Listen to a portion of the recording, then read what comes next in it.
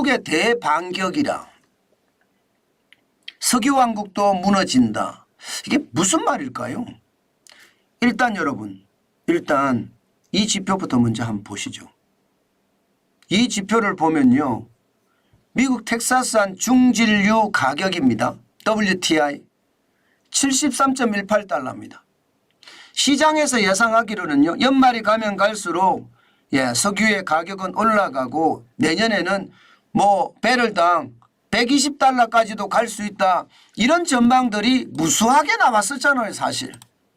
그죠? 엄청나게 나왔습니다. 그런데 지금 시장의 가격은요. 100달러는 커녕 80달러도 못 올라가고 있습니다. 지금 73.18달러예요. 실제입니다. 실제.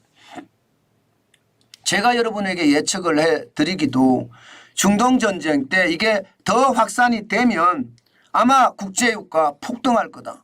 그 폭등이 우리 경제에도 치명상을 입힐 거다.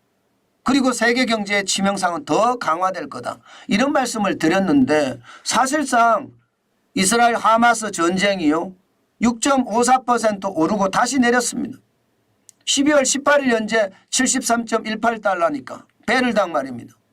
이게 지난 6월 12일에 67.12달러를 기록한 적도 있거든요. 이게 진짜 놀라운 게 안 올라가요. 생각했던 것보다가. 2022년인가요? 2월 24일이죠. 러시아가 우크라이나를 침공할 때 그때 유가는 엄청 많이 올라갔습니다.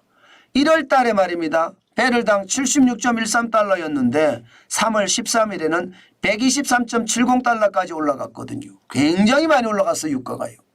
유가가 굉장히 많이 올라갔다가 그 이후로 말입니다. 계속 곤두박질 칩니다. 중동전쟁, 이스라엘 하마스 전쟁이 났는데도 게다가 감산을 하는데도 계속 떨어지고 있습니다. 감산을 하는데도. 오펙 플러스라는 석유 수출국 기구가 감산을 하고 있잖아요. 감산을 하고 있는데도 떨어지고 있다는 것은 어떻게 생각하면요. 야, 이게 시장에 뭔가 있다. 이렇게 생각할 수 있잖아요. 시장에 뭔가 있다. 당연히 시장에는 뭔가 있죠. 그렇게 시장은 이유 없이 시장에는 떨어지는 것은 없습니다. 분명히 이유가 있습니다. 그래서 그 이유를 찾아보니까 바로 말입니다. 이런 이유가 있었던 거예요. 무슨 이유냐? 미국이 하루 원유 생산량을 굉장히 많이 높였습니다. 당장 말입니다. 러시아 우크라이나 전쟁이 발발한 2월 24일부터 시작해서 보면 지금 굉장히 빠른 속도로 미국은요. 하루 원유 생산량을 높였습니다. 2022년 1월에 1148만 배럴이었거든요. 그런데 10월에는요. 1237만 8천 배럴이나 늘렸습니다. 석유 수출국 그리고 오펙 플러스가 하루 200만 배를 감산을 했는데 사실상 그거만큼 거의 올렸죠. 그죠? 그거만큼 올렸습니다. 게다가 계속해서 올렸어요. 2013년 5월에는 1250만 배럴로 그리고 1월에는요. 5월에는 1269만 4천 배럴로 그리고 올 9월에는요. 1324만 배럴까지 올렸습니다. 이렇게 올리니까 당연히 여러분 유가는 떨어질 수밖에 없겠죠. 지금 하마스가 이스라엘을 공격한 날짜가 10월 7일이에요. 그리고 오펙 플러스 석유 수출국 기구가 하루 200만 배럴씩 더 감산한다는 게 11월 13일입니다. 지금 현재는 1326만 배럴 정도 하루에 생산하고 있습니다. 그러니까 유가가 더 이상 안 떨어지는 겁니다. 자, 이렇게 되면 사우디아라비아의 말빨이 어떻게 될까요? 사우디아라비아의 말빨이 이제 석유 시장에서 안 먹힌다는 뜻이에요. 사우디아라비아의 말빨이. 그 말은 반대로 말하면요. 사우디아라비아가 예전만 못하다. 이렇게 예상을 할 수 있는 겁니다. 게다가 말입니다. 유가를 좌지우지하는 게 사우디아라비아가 아니라 지금 미국이 된 형국이잖아요. 그렇게 되니까 빈살만 왕세자도 지금 미국의 편을 드는 것이 아니라 이제는 중국이나 러시아 편을 들어가면서 그쪽과 더 잘 지내는 모양새를 보입니다. 이제 이유를 알았습니다. 그만큼 말입니다. 예, 미국의 상황은 좋아졌다 이렇게 생각을 할 수가 있는 거죠. 쉽게 말하면 예, 기름값에 대한 주도권이 이제 미국으로 넘어갔다 이렇게까지도 볼 수 있는 문제이기 때문입니다. 그러면 왜 넘어갔느냐? 갑자기 무슨 일이야 이게? 갑자기 미국이 예, 무슨 경천 동지할 일이 생긴 것도 아니고 예, 미국이 갑자기 원유 생산량을 어떻게 늘렸느냐? 여러분 경천 동지할 일이 생겼습니다. 아닌 게 아니라 실제로 하늘이 놀랄 일이 생긴 거예요. 뭐가 생겼느냐? 과거에는요 여러분 셰일가스를 뽑으려고 그러면요 굉장히 어려웠습니다. 적어도 말입니다. 생산 단가가 예 지금 유가가 80이나 100달러 정도 돼야지 생산 단가가 맞았습니다.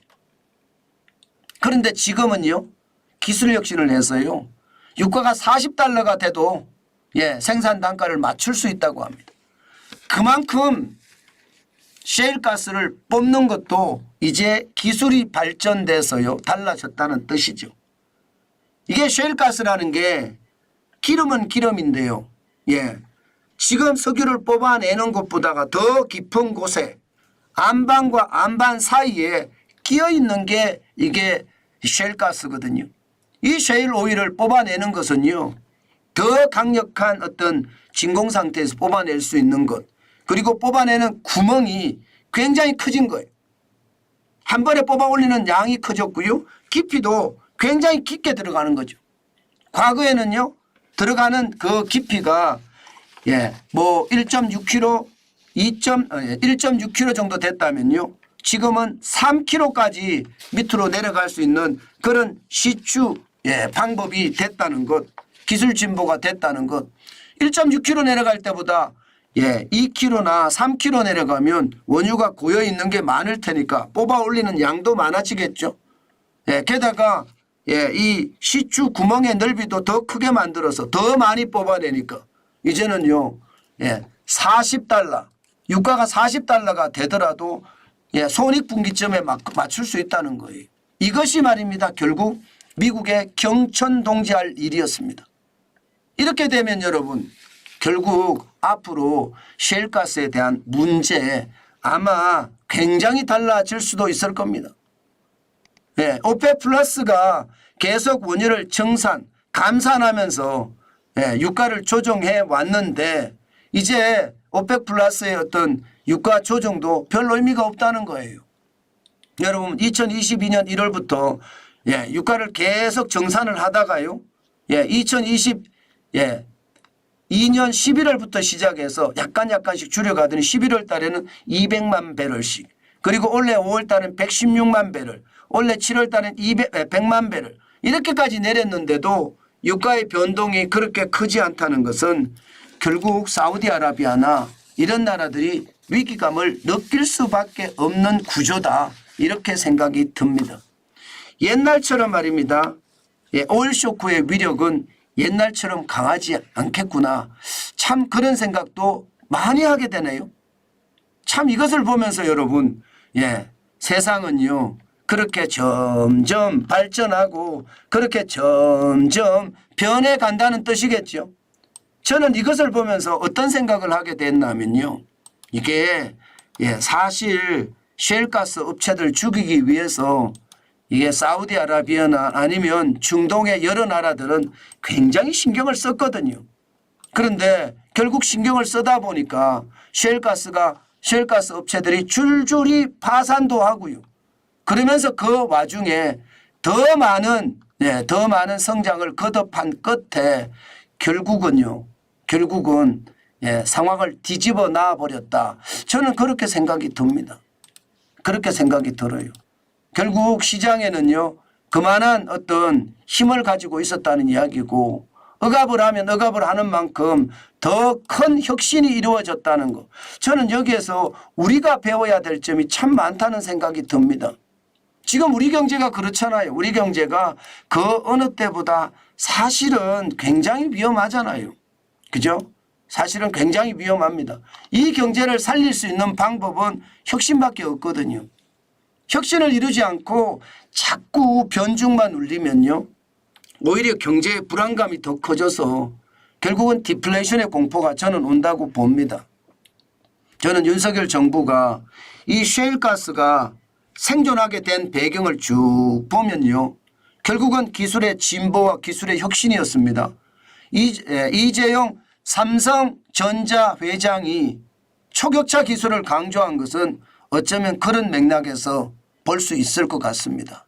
그 어느 때보다 저는 중요하게 다뤄야 될 요소가 결국은요. 결국은 기술의 혁신 아니 초격차 기술의 확보 이것이 세상을 지배하는 요소가 되겠구나. 그 생각을 아주 강하게 해봤습니다. 아마 그런 날이 우리에게는 현실로 돼야 되지 않을까. 저는 그렇게 생각해 봅니다.